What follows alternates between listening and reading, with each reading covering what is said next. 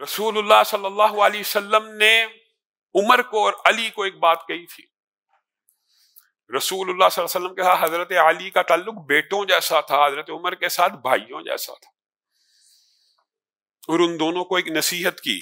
ایک بات یاد رکھیے گا، کائنات کے سارے ولی جمع ہو جائیں کسی صحابی کی عظمت کا مقابلہ نہیں کر سکتے، لیکن ان دونوں کو سمجھانے کے لیے اور امت تک یہ پیغام پہنچانے کے لیے دونوں کو کہا، اے علی اے عمر، کرن سے ایک شخص آئے گا تمہاری زندگیوں میں،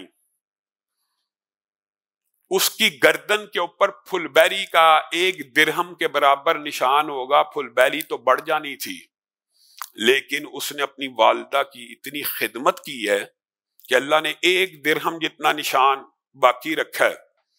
اللہ کے رسول آپ ہمیں اس کے بارے میں کیوں بتا رہے ہیں؟ اے عمر اے علی، جب وہ آئے تو اس سے اپنے حق میں دعا کروا لینا. صحابی نہیں ہیں، تابعی ہیں.